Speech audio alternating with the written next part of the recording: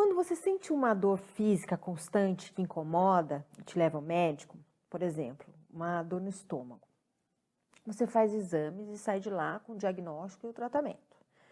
No caso, vamos usar aqui uma gastrite para ilustrar. E o remédio é o Estomacol, vai. Bom, depois de alguns dias, os sintomas desaparecem e você pensa, ok, resolvido, o medicamento resolveu. O médico certamente te deu respostas do porquê dessa gastrite, do ponto de vista clínico, e possivelmente você teve que cortar do cardápio uma série de alimentos, que é assim que funciona com a gastrite, né? E é assim que funciona no sistema em que a gente vive, do eu, médico, diagnóstico, medicação. Inclusive, muita gente vive doenças crônicas e não sai nunca da meditação, porque a medicina trata os sintomas, ameniza as crises agudas, e é para isso que ela existe, graças a Deus. Mas medicar é completamente diferente de curar. Podemos sim sarar de algo nesse processo médico, mas curar mesmo é mais além. A palavra curar vem do latim e significa o ato de cuidar, de vigiar. É muito mais profundo e por isso, para nós nos curarmos, precisamos saber onde começa a dor, a doença. A medicina tradicional é baseada no funcionamento do corpo e embora as células respondam já comprovadamente às emoções e pensamentos, ela não cura a origem das patologias, porque o lugar onde nascem as doenças é outro e fica antes de atingirem o corpo, é o nosso campo emocional. Tudo o que o corpo manifesta tem origem nas nossas emoções. Eu tenho certeza que se você puxar um pouquinho da sua história e relembrar períodos onde você pegava gripe direto, ou tinha dores na coluna constantes, ou teve, sei lá, algum tipo de alergia que custou para se resolver, você vai notar que tudo isso, ou uma dessas coisas, aconteceu em períodos em que você estava vivendo aflições, dificuldades ou estresse. Muitas vezes é tão comum estarmos permanentemente em situações assim, com essa vida louca em que a gente vive, que a gente nem consegue reconhecer essas fases. Porque muitas coisas que não são boas para nós viram rotina e nos acostumamos com as suas sensações. Nós mulheres somos as mais impactadas pelas nossas emoções, né? Por questões socioculturais, né, que nos oprimem, reprimem, os julgamentos que a gente passa e por sermos naturalmente mais conectadas ao campo emocional. O nosso útero é o maior receptor disso tudo. Nosso ciclo menstrual, ele fica curto ou longo e pode até sumir conforme o nosso ritmo de vida. Nós temos pouco ou muito fluxo menstrual conforme o nosso corpo precisa expurgar as dificuldades do mês que acabou de terminar, né? Podemos desenvolver ovários policísticos, pólipos, miomas, câncer de cólon, infertilidade e muito mais com base nos impactos emocionais que nós sofremos e que o útero recebe, né? Então veja, você literalmente pode curar a sua vida estando plenamente ciente das suas emoções. Você pode ser a sua própria prevenção de doenças, tendo o controle da sua mente que influencia as emoções. A vida que você leva, a forma como você se vê, como você vê o mundo, seus medos, explicam o que você sente e são diagnósticos para as patologias que aparecem no seu corpo. Cada órgão, cada pedacinho do corpo pode refletir as mais diversas sensações às quais estamos expostos. Ok, mas Karime, como eu faço para me curar ou evitar essas manifestações no meu corpo? Eu não consigo parar de sentir coisas que eu não quero. Bom, vamos começar pelo caminho mais simples e que qualquer um pode fazer, que é o da prevenção. Primeira coisa, passe a perceber quais as situações que trazem sentimentos desagradáveis e que mais te secam no dia a dia. E liste-as, tá? Segunda coisa, feito isso, você vai iniciar um processo de alteração de mindset. Ou seja, você vai mudar a forma de vê-las, vai reposicionar sua mente a respeito dessas situações. Eu vou te dar um exemplo que acontece aqui na minha casa para você entender melhor.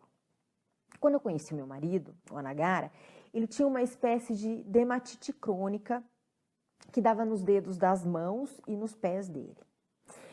Então ele passou a observar que quando ele entrava num ritmo de trabalho muito intenso, né, com os pensamentos turbinados, estressados, cheios de pressão que a mente dele fazia, que ele tinha que resolver alguma coisa logo, a dermatite vinha, claro, né?